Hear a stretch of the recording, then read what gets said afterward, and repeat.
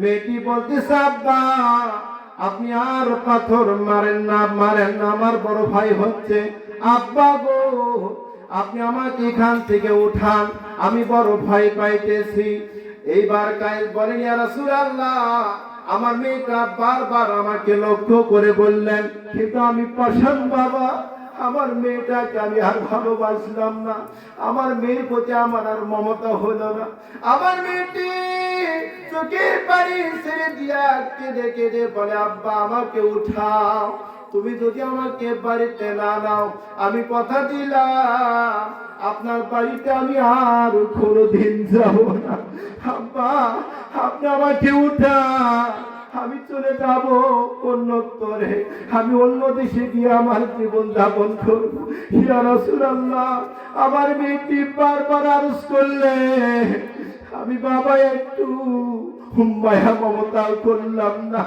আমার মেয়েটিকে লক্ষ্য করে সব থেকে বড় পাথরটা আমার মেয়ের মাথার উপর আমি ছেড়ে দিলাম।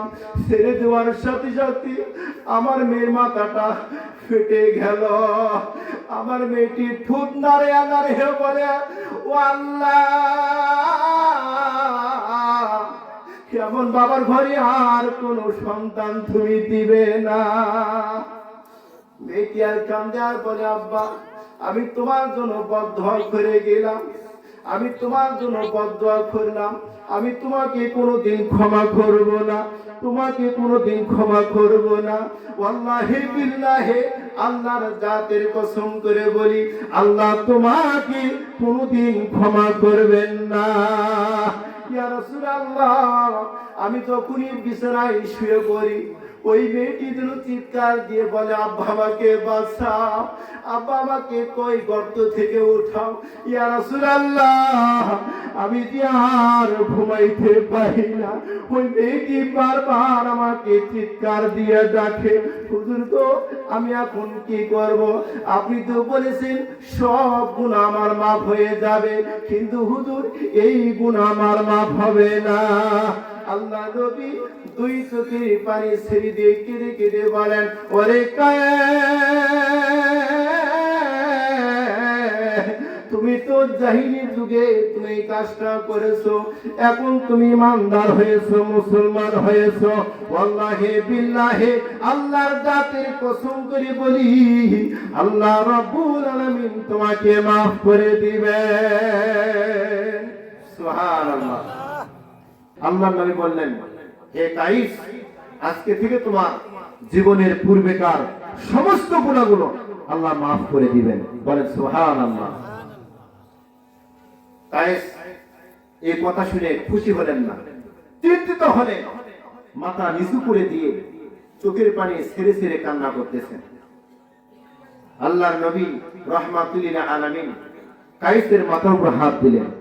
কাইস, ও কাইস, মাথা উঠাও, কি ব্যাপার?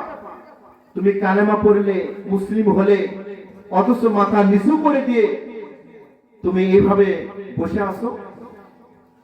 কায়েস বলতেছেন, ইয়া রাসূলুল্লাহ, নবী গো,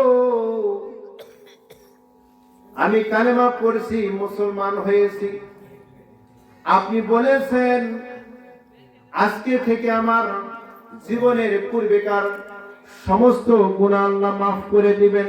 ইসলাম ধর্ম গ্রহণ করে যারা, আল্লাহ তাদেরকে maaf করে দেন। ইসলাম ধর্ম কবুল করার সাথে সাথে আল্লাহ তার জীবনের পূর্বেকার সমস্ত গুনাহগুলো maaf করে দেন। মুসলিম ব্যক্তি যারা পাপ করার সাথে সাথে যদি তওবা করে, তওবা করার সাথে সাথে তার পূর্বের গুনাহগুলো maaf হয়, কিন্তু মৃত্যুর আগ পর্যন্ত তাকে অনুতপ্ত হতে হবে। কায়েস, তোমার গুনাহ তো maaf হয়েছে। কায়েস বলতেছেন, ইয়া রাসূলুল্লাহ, আমার জীবনের সমস্ত গুনাহ maaf হলো, আমার একটা গুনাহ maaf হবে না। কি গুনাহ? যে হুজুর, আমি জাহিলি যুগে আমার 8টি সন্তানকে আমি জীবন্ত কবর দিয়েছি। তার 8 নম্বর সন্তান, এই সন্তানটি ছিল সব থেকে সুন্দরী। আমি যখন বাড়ি আসতাম, এই মেয়েটা আমার কাছে আসে শুইতেন, আমার এই দাড়িগুলো সুন্দর করে তিনি আশ্রয় দিতেন, মাথাটা শুকাইয়ে দিতেন। আমি আসলে মেয়েটা খাইতো আমার সাথে, আমার সঙ্গে ঘুমাইতো। কিন্তু এই মেয়েটিকে নিয়ে আমি যখন কবর দেওয়ার উদ্দেশ্যে রওনা দিলাম, মেয়েটা আমার কোলে, আমার শরীরে ঘাম ঝরতেছে, আর মেয়েটি তার কাপড় দিয়ে আমার ঘামগুলো মুছে দিচ্ছেন আর বলতেছেন, আব্বা, ও আব্বা, আপনি এত কষ্ট করে আমাকে কোলে করে নিয়ে আপনি কোথায় যাচ্ছেন? আব্বা গো, আপনি তো ঘামতেছেন, আপনি আমাকে নেমে দেন, আমি হেঁটে হেঁটেই আপনার সঙ্গে যাব। মেয়েরা কিন্তু সবথেকে বাবা ভক্ত বেশি হয়, ঠিক না? বাবাকে বেশি ভালোবাসে মেয়েরা। ছোট্ট বাচ্চা বাবার ঘাম মুছে দিচ্ছে। ভাই হুজুর, আমার মেয়েটা আমার ঘাম মুছে দিচ্ছে, তারপর আমার মেয়েটিকে আমি কোলে উঠে করে নিয়ে আসলাম। আস্তে আস্তে এক পাহাড়ের পাদদেশে আসলাম, সেখানে মেয়েটিকে নেমে দিলাম। মেয়েটিকে বললাম, মা গো, যাও তুমি খেলাধুলা করার জন্য, আমার এখানে একটু কাজ আছে। আমার মেয়েটা কিছু দূর খেলতে গেলেন, পাথর দিয়ে খেলা করতেছেন। আমি বাবা গর্ত খনন করতেছি, ঘেমে যাচ্ছি। আমার মেয়েটি দৌড় দিয়ে আসলেন, আমাকে বলতেছে, আব্বা গো, আপনি এখানে কি করতেছেন? বলে, মা, আমি গর্ত খনন করতেছি। কেন খনন করতেছেন? যেখানে তুমি খেলাধুলা করবে, তুমি এখানে খেলাধুলা করতেছো, এখানেও তুমি খেলাধুলা করবে অনেক সুন্দর করে। বলতেছেন, আব্বা, আপনি তো খনন করতে গিয়ে আপনি ঘেমে যাচ্ছেন, আসো আব্বা, একটু উঠে এসো, আমি আপনার ঘামগুলো মুছে দেই। মেয়েটি তার বাবাকে উঠে নিলেন, তার কাপড় দিয়ে বাবার ঘামগুলো মুছিয়ে দিচ্ছেন।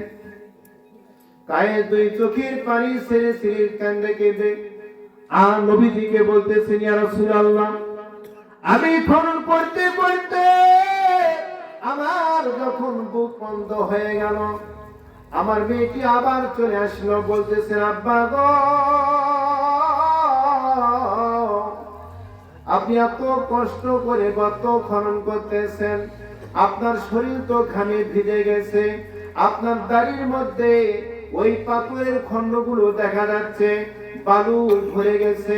আব্বা, ওই বালুগুলো আপনি সবগুলো ঝেড়ে ঝেড়ে ফেলে দেন, আপনার অনেক কষ্ট হচ্ছে, আমি কি আপনার জন্য পানির ব্যবস্থা করব? মেয়েটি পানির জন্য দৌড় পাচ্ছেন, কোথাও কোনো পানির খবর নাই, পানি নাই। মেয়েটি আবার চলে আসলেন, এসে দেখেন তার আব্বা কাইস খনন করতেছেন। খনন করতে করতে তার মাথা পর্যন্ত হয়ে গেছে, খনন করতে করতে মাথা পর্যন্ত হয়ে গেছে। এইবার মেয়েটি এসে বলতেছে, আব্বা, আব্বা গো, আপনি গর্ত খনন করতে করতে আপনার শরীরটা ভিজে গেছে, আপনি তো ক্লান্ত হয়ে গেছেন, আসুন আব্বা, আসুন, আমি আপনাকে একটু আদর করে দেই। এইবার কাইস উপরে চলে আসলেন, ক্লান্ত হয়ে জমিনে পড়ে আসেন, বসে পড়লেন।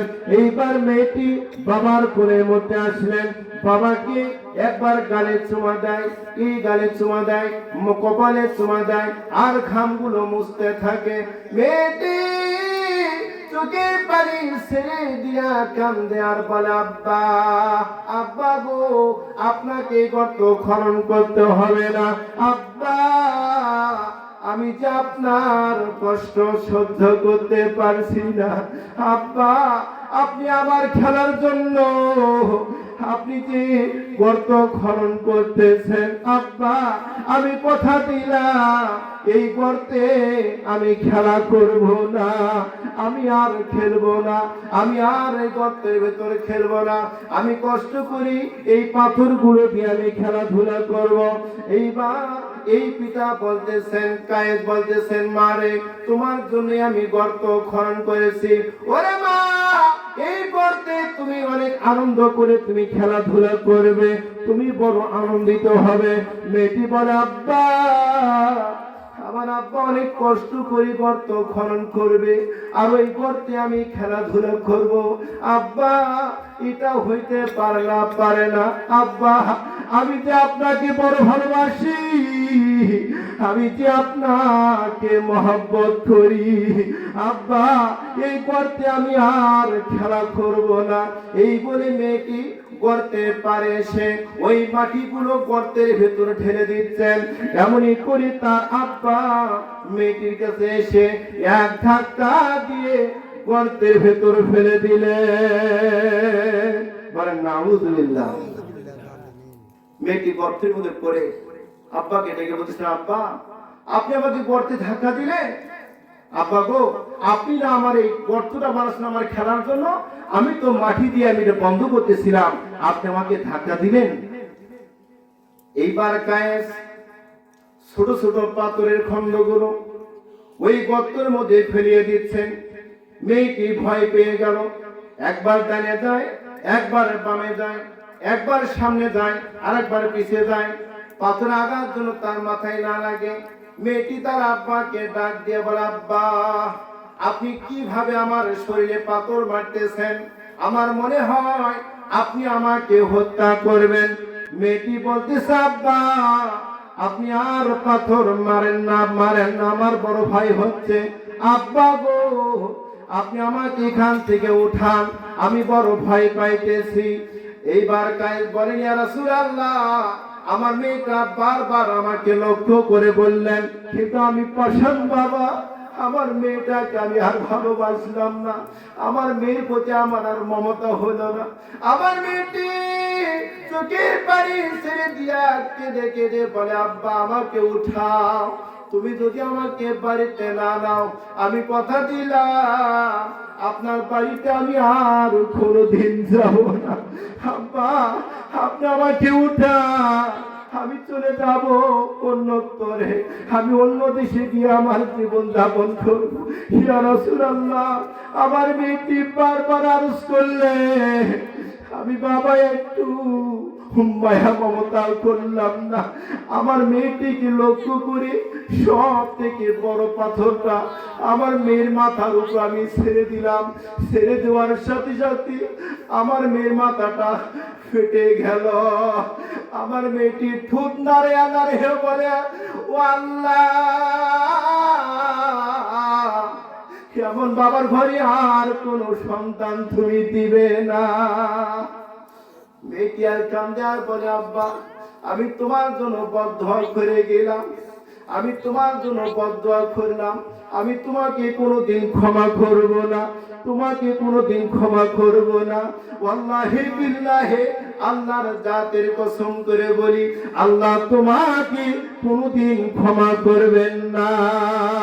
ইয়া রাসূলুল্লাহ আমি যখনই বিছানায় শুয়ে পড়ি ওই মেয়েটি যেন চিৎকার দিয়ে বলে, আব্বা আমাকে বাঁচাও, আব্বা আমাকে কই গর্ত থেকে উঠাও। ইয়া রাসূলুল্লাহ আমি যে আর ঘুমাইতে পারি না। ওই মেয়েটি বারবার আমাকে চিৎকার দিয়ে ডাকে, হুজুর গো আমি এখন কি করব? আপনি তো বলেছেন সব গুনাহ আমার মাফ হয়ে যাবে, কিন্তু হুজুর এই গুনাহ আমার মাফ হবে না। আল্লাহ নবী দুই চোখে পানি ছেড়ে দিয়ে কেঁদে কেঁদে বলেন, ওরে তুমি তো জাহিলির যুগে তুমি এই কাজটা করেছো, এখন তুমি ইমানদার হয়েছো, মুসলমান হয়েছো। ওয়াল্লাহি বিল্লাহি আল্লাহর জাতের কসম করে বলি আল্লাহ রাব্বুল আলামিন তোমাকে মাফ করে দিবেন। সুবহানাল্লাহ।